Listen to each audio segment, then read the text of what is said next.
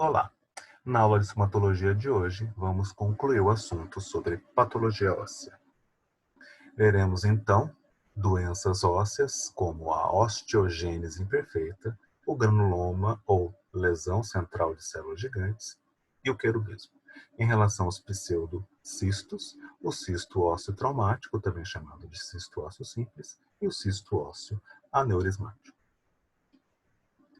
Começando com a osteogênese imperfeita.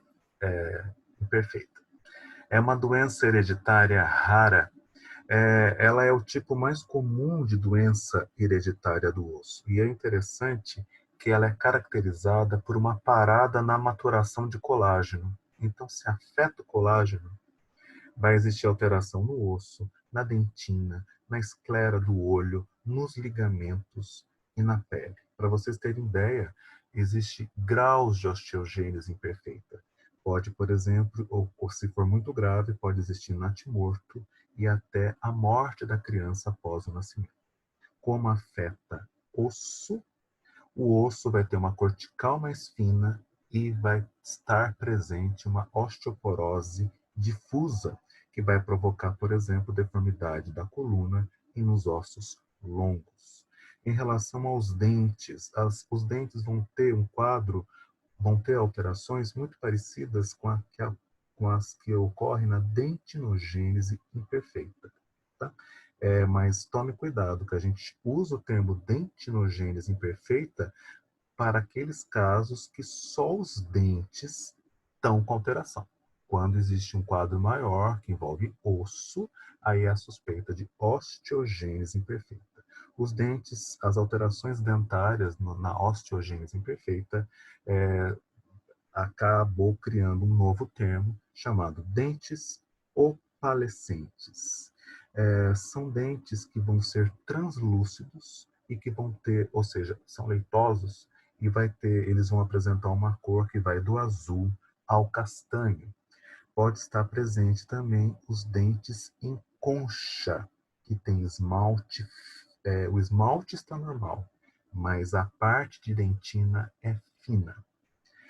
Uma outra alteração é a presença da má oclusão classe 3. Existem 4 tipos de osteogênese imperfeita, sendo que a tipo 1 é a mais comum e, por sorte, é a mais leve, o quadro mais leve. Então, aqui nós temos uma foto do Neville, o aspecto desses dentes. Na verdade, esses dentes não são os dentes opalescentes, eles são os dentes em concha, onde a gente percebe que existe uma capa de esmalte considerável, mas a dentina é muito fina, o que provoca esse aumento da câmara pulpar e dos canais radiculares. Uma lesão importantíssima, granuloma central de célula gigante ou lesão central de célula gigante. Não confundir com aquela que já estudamos, que é lesão periférica de células gigantes. Vamos falar agora da lesão central ou granuloma central de células gigantes. É uma lesão que não é uma neoplasia, mas algumas delas vão ter o comportamento agressivo. A faixa etária acometida é muito ampla, então é de 2 a 80 anos. Então, 60% dos casos envolve ali a faixa etária de 30 anos. Acomete mais o sexo feminino, 70% dos casos em mandíbula, mas segundo os autores, é na região anterior de mandíbula, cruzando a linha média. Baseado em características clínicas e radiográficas, os autores concluíram que existem duas categorias de lesão central de célula gigante. Uma que é a mais comum, que envolve a maioria dos casos, que não é agressiva, pode não ter sintoma algum, o crescimento é contínuo e lento, não provoca a perfuração da cortical óssea e nem a reabsorção radicular dos dentes envolvidos. Mas existem lesões agressivas, que vão apresentar um crescimento rápido, um quadro sintomático. Podem perfurar a cortical óssea, provoca a reabsorção radicular e tem uma grande tendência a recidivar após o tratamento. Quando a gente olha o aspecto radiográfico, é um defeito radiolúcido uni ou multilocular. O tamanho é variável, então tem lesões pequenas, que vão ser achados radiográficos, há lesões grandes, que vão provocar deformidade óssea. Geralmente, a lesão é bem delimitada, mas não existe aquela cortical óssea ao redor, aquele halo cortical. Preste atenção que é uma lesão única. Se envolver uma região da mandíbula, é só aquele lado. Ela não é bilateral. Aqui nós temos o aspecto clássico, que vocês vejam que é em criança. Aqui, a lesão radiolúcida. Olha a expansão da cortical óssea e a localização é a clássica, né? Segundo o Neville, na região anterior da mandíbula. Esse daqui pegou a região posterior e ramo. Veja que é uma lesão grande. Olha a expansão da cortical óssea, aqui na radiografia oclusal dá para ver. E esse aspecto é radiolúcido com várias lojas, vários locos. Então é multilocular. E aqui provocou a reabsorção da raiz do dente, né, que estava presente na área ali. Em criança, olha aqui, provocou uma deformidade óssea, uma expansão da cortical óssea, e aqui é o aspecto de uma lesão radiolúcida multilocular. Uma coisa interessante, o diagnóstico não é tão fácil. Se for pequeno, radiograficamente, a gente vai imaginar que mais que é um cisto, se tiver um dente perto. Então, assim, interessante fazer o teste de vitalidade no dente e, se por acaso fizer a cirurgia, remover a lesão, mandar para o histopatológico, que às vezes não é um cisto, às vezes vai ter a surpresa que é um granuloma central de célula gigante. Quando for grande, uma lesão extensa, vocês viram o aspecto anterior, lembra muito o ameloblastoma, tá? E uma coisa interessante, precisamos ver se o envolvimento é multifocal. Lembra que eu falei para vocês que normalmente a maioria das lesões são únicas. Se for multifocal, tem que pensar numa doença relacionada ao hiperparatireoidismo, que é o tumor marrom do hiperparatireoidismo. É uma doença, um quadro que vão existir lesões com esse aspecto do granuloma central de célula gigante que podem estar espalhadas no corpo todo. Então, o hiperparatiroidismo vai ter um aumento do paratormônio. Então, é um momento, por exemplo, que o dentista vai pedir exames bioquímicos, vai pedir a dosagem de paratormônio e a dosagem de cálcio. Se tiver o aumento do paratormônio, tem grande chance, né? Pegou o exame, viu? Aumento do paratormônio, tem grande chance de ser o tumor marrom do hiperparatiroidismo. E aí a gente caminha para o tratamento médico. Se também existir um envolvimento multifocal, pensar no querubismo, que nós vamos comentar a seguir. Tem um quadro interessante que, assim, desculpa, eu vou falar novamente em relação ao tumor marrom do hiperparatiroidismo. Imaginar que era uma lesão grande, foi feita a biópsia, e na biópsia deu lá células gigantes. Por isso que chama lesão central, ou granuloma central de célula gigante. O dentista deve pedir, mesmo que seja uma lesão única, deve pedir os exames bioquímicos, porque as outras lesões podem estar espalhadas no corpo, outras lesões do tumor marrom, e não envolve a face. Então, é interessante, na suspeita de lesão central, granuloma central de célula gigante, a dosagem bioquímica do paratormônio pedido pelo dentista, porque se tiver alterado, a gente suspeita dessa doença e encaminha para o médico, certo? Resolvido o problema. A gente vai ver que se é uma lesão, tratamento. Se a lesão é pequena, é a curetagem. Agora, se a lesão é grande, é uma cirurgia radical.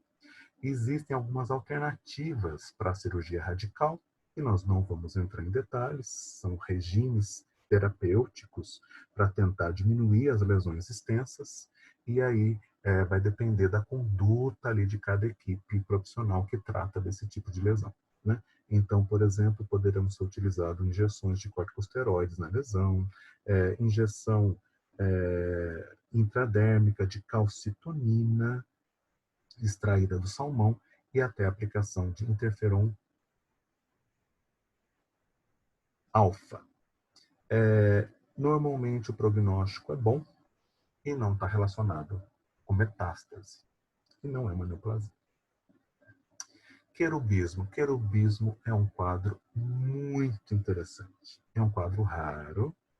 Geralmente tem um traço hereditário, que tem um traço autossômico dominante, e o termo querubismo vem do aspecto da face, que é a face dos anjos bochechudos, a face dos querubins.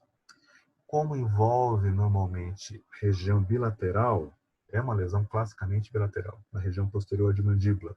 A bochecha fica grande, fica arredondada. Então dá o aspecto dos anjinhos barrocos, querubins. Um outro quadro interessante que vai reforçar esse aspecto dessa imagem do querubim é que muitas vezes, além da mandíbula, vai estar envolvida a maxila. Então você imagina que vai ter um leve envolvimento do rebordo orbitário inferior e do soalho da órbita. Isso vai levar a um estiramento da pálpebra inferior. Então resumindo, o que isso provoca? Isso provoca uma rotação dos olhos para cima, dando aquele aspecto do anjinho que está olhando para Nossa Senhora, daquele anjinho que está olhando para o céu. Tá? Geralmente é uma doença detectada em crianças de 2 a 5 anos. Podem existir casos leves, podem existir casos que vai envolver, por exemplo, toda a mandíbula. As alterações clínicas normalmente vão até a puberdade, se estabilizam e depois regridem. Qualquer intervenção numa criança poderá provocar o aumento da lesão. Tá? Então, normalmente, na adolescência, pararia o crescimento desse aspecto facial de bochechão, e aí, após a quarta década de vida, o aspecto facial ia adquirir ia ficar com um aspecto facial normal, certo? Continuando, né? Então envolve lesões normalmente mandibulares, são expansões bilaterais indolores na região posterior da mandíbula, nos ramos ascendentes, já falei, normalmente bilateral, simétrica, pode envolver a maxila nas regiões das tuberosidades. Existem casos raros de querubismo unilateral, mas aí pensa-se em querubismo se houver história familiar. Raio-X, aspecto radiográfico. Lesões radiolúcidas multiloculares e que são expansivas. É bastante sugestivo porque é bilateral, certo? Diagnóstico diferencial, nós vimos, né, que eu citei o hiperparatiroidismo, mas pensar também na lesão periférica de célula gigante, lembrando que o granuloma central de célula gigante normalmente é unilateral. O tratamento, não existe um tratamento específico, né? Porque existem graus variáveis de remissão e involução após a puberdade.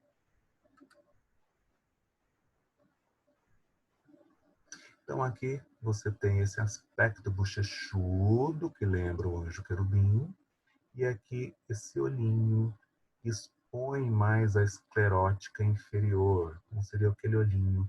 Nós vamos ver um outro aspecto que lembra aquele olhinho do anjo olhando para o céu.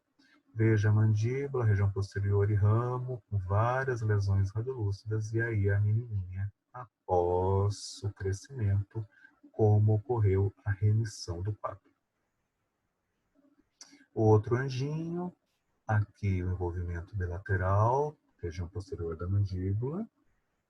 Esse é o aspecto clássico do olho voltado para cima e aumento aqui das regiões das bochechas. Esse paciente, o querubismo envolveu toda a mandíbula. Isso provocou o que vocês estão vendo, né? Essa falha na erupção, deslocamento de dente. Isso vai provocar mais para frente dificuldade na fonação, dificuldade na mastigação. Próximo, então já estamos no pseudocistos. São chamados de pseudocistos porque, na verdade, não são cistos verdadeiros. Não tem o revestimento epitelial clássico de um cisto. O primeiro cisto, eu prefiro que vocês chamem de cisto ósseo simples e não cisto ósseo traumático, mas é o segundo nome da lesão. Origem controversa. Né? Tem uma grande porção dos autores que fala que a origem é de trauma na região, né? Que provocou uma hemorragia, aquele acúmulo de sangue, e aquele coágulo ele não foi reabsorvido. Então não formou osso novo. Então formou ali uma cavidade óssea. Outros autores defendem que existe naquela região uma alteração no metabolismo, aonde a parte de osteólise foi maior. Então não formou osso, não teve neoformação óssea. Então existe realmente uma cavidade vazia. Outros falam que existe um problema ali da drenagem venosa, ou provocando então um acúmulo de fluido intersticial que provoca a lesão, que é uma cavidade vazia. Tá?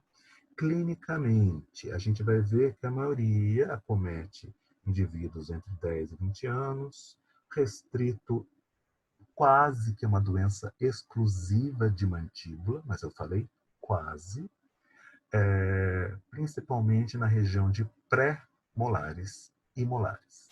A maioria dos envolvidos são homens. É por isso que muita gente fala que a origem é traumática, porque homens jovens brigam mais, receberiam traumas ou acidentes, receberia traumas na região da mandíbula, e isso provocaria o surgimento da lesão. Normalmente não produz nenhum sintoma. Seria um achado radiográfico. 20% dos casos existe uma tumefação de crescimento lento, indolor, e poucos casos relato de dor. A radiografia é um defeito radiográfico, aspecto radiográfico, um defeito radiolúcido bem delimitado, de 1 a 10 centímetros de diâmetro.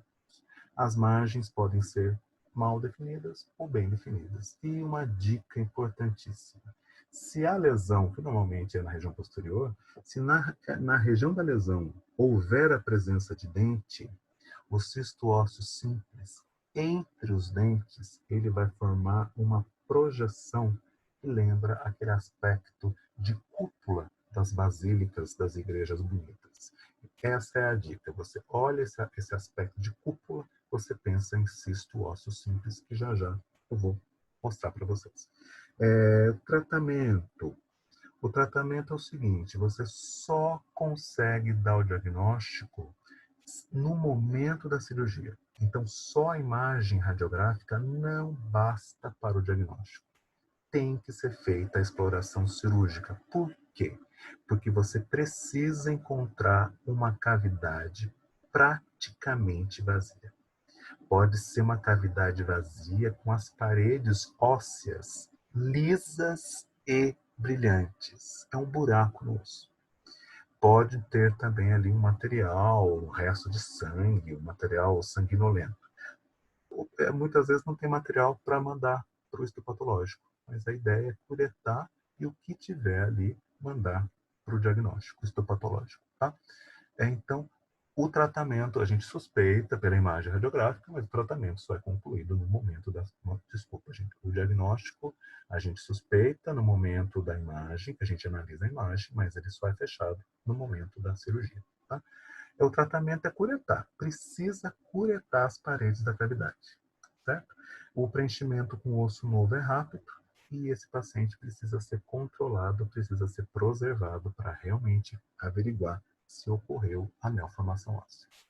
Então aqui, ó, na região anterior, tome cuidado, a gente sempre precisa fazer o teste de vitalidade, que o problema não era de dente, era o cisto ósseo traumático ou simples. Esse é o aspecto que eu falo para vocês, na área mais comum, que é na região posterior, entre as raízes, essa projeção que lembra aquelas cúpulas das igrejas, das grandes igrejas, das basílicas. Aqui eu trouxe para vocês um artigo que o autor detectou a presença do cisto ósseo simples indivíduos que estavam fazendo tratamento ortodôntico, possivelmente por causa da alteração do metabolismo ósseo. Isso é a minha suspeita. Tá? Então, aqui é o caso inicial. É uma lesão que estava aqui. Ele, teoricamente, aqui seria o aspecto de cúpula, mas não está muito bom. Foi feita a punção, onde saiu um aspecto que não era muito sangue, era um líquido sanguinolento. Tá? Começou a abertura, que é o osso, né, que foi feito o afastamento da gengiva, era uma cavidade vazia com o resto de sangue. Foi feita a curetagem, segundo os autores, e aqui o aspecto após 3 meses de reparação óssea. Ocorreu reparação óssea. O mesmo autor, aqui é outro caso, também com tratamento ortodôntico. Veja a lesão aqui a margem não está tão definida, mas aqui você tem aquele aspecto de cúpula. Foi feita a abertura, uma cavidade vazia, com restinho de sangue, e após um certo tempo já ocorreu reparação óssea. O último, cisto ósseo aneurismático. Vocês já entenderam que, na verdade, não são cistos, são pseudocistos. Existe ali, dentro do osso, um acúmulo de sangue, só que esse sangue não está coagulado. E esse sangue é circundado por um tecido conjuntivo fibroso. As causas não são compreendidas, são mal compreendidas. Pode ser um evento traumático, pode ser resultado de uma malformação vascular que originou aquele acúmulo de sangue. Então seria uma cavidade cheia de sangue, que nem está aqui, do histológico, né? Uma cavidade cheia de sangue circundada por tecido conjuntivo. Alguns autores falam que, na verdade, o cisto ósseo aneurismático ele é secundário a uma outra lesão. Então, por exemplo, aqui a gente teria primeiro uma lesão, seria chamada lesão primária, aqui é o granuloma central de célula gigante. Essa lesão provocaria uma alteração no metabolismo ósseo. E secundariamente a presença desse cisto ósseo aneurismático. Então, seriam 2 lesões no mesmo lugar. Clinicamente, geralmente é uma lesão de osso longo e coluna vertebral. Nos ossos gnáticos é incomum. E nos ossos maxilares, mais raro. Tá? Vai afetar pessoas afeta uma ampla variação de faixa etária, sendo que é mais comum nos indivíduos jovens, não tem predileção por sexo, mais comum na região posterior de mandíbula, e é interessante que a gente vai ter uma tumefação que tem desenvolvimento rápido. É comum a presença de dor. Pode ainda apresentar mobilidade dental e reabsorção de raiz. Radiograficamente, um defeito radiolúcido uni- ou multilocular, com expansão e afinamento da cortical. Lembra balão, lembra uma forma de balão. É como se o osso tivesse sido soprado. As bordas podem ser definidas ou difusas. Pode romper a cortical óssea, mas não vai estender para o tecido mole. Tratamento, curetagem ou enucleação. É interessante, você fala, professor, mas é um acúmulo de sangue. Tem que lembrar que a vascularização dessa lesão é chamada de baixo fluxo. E quando remove a lesão, geralmente você consegue controlar a hemorragia. Então toma cuidado, que está previsto aí, pode fazer punção primeiro, né? Então você vê uma lesão radiolúcida dentro do osso, o ideal é fazer uma punção. Percebeu que tem sangue, pode ser o cisto ósseo aneurismático. Tá? Recidiva de 6 a 80%, então pensa-se que existe uma grande chance de recidiva, né? De grande chance, não, de 6 a 80, mas resumindo, o paciente precisa ser preservado, que existe uma grande variação em relação à recidiva do cisto ósseo aneurismático. Aqui o aspecto radiográfico, as imagens não são muito boas, porque a lesão não é tão comum, e aqui essa área radiolúcida, que seria, então, provocada porque surgiu aí um acúmulo de sangue. Finalizamos aqui, então, o nosso estudo de patologia óssea. Até mais!